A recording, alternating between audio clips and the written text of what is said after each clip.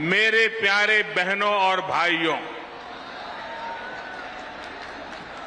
UP के लोगों को बुंदेलखंड के सभी बहनों भाइयों को आधुनिक बुंदेलखंड एक्सप्रेसवे इसके लिए बहुत बहुत बधाई, बहुत बहुत शुभकामनाएं।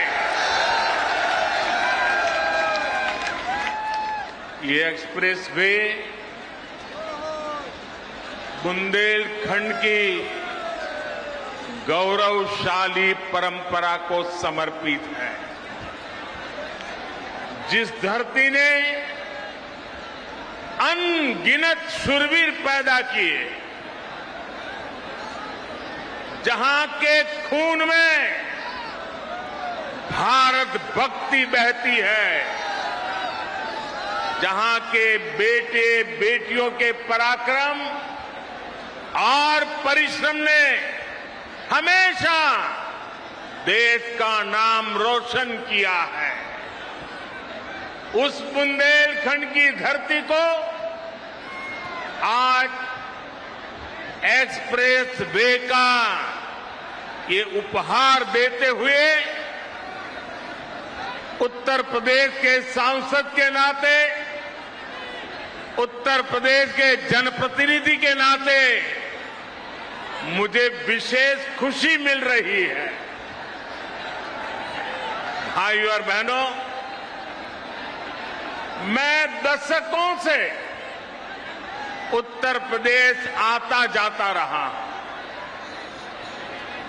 यूपी के आशीर्वाद से पिछले 8 साल से देश का प्रधान सेवक के रूप में कार्य करने का आप सबने जिम्मा दिया है। लेकिन मैंने हमेशा देखा था, अगर उत्तर प्रदेश में 2 महत्वपूर्ण चीजें जोड़ दी जाए, उसकी कमी को अगर पूरा कर दिया जाए, तो उत्तर प्रदेश चुनौतियों को चुनौती देने की बहुत बड़ी ताकत के साथ खड़ा हो जाएगा।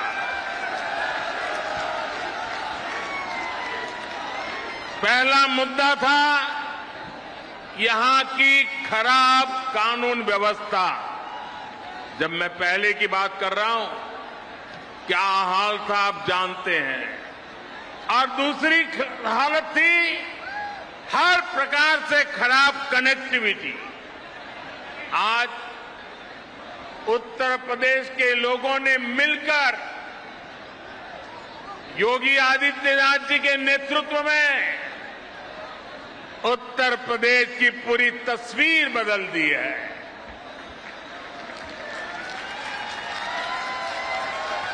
योगी जी के नेतृत्व वाली सरकार में कानून व्यवस्था भी सुधरी है और कनेक्टिविटी भी तेज से सुधर रही है।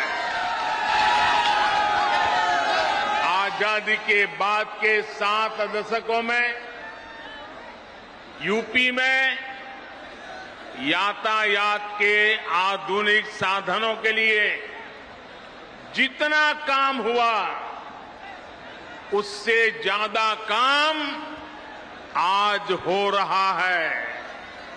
मैं आपसे पूछ रहा हूं, हो रहा है कि नहीं हो रहा है? हो रहा है कि नहीं हो रहा है? आंखों के सामने दिख रहा है कि नहीं दिख रहा है?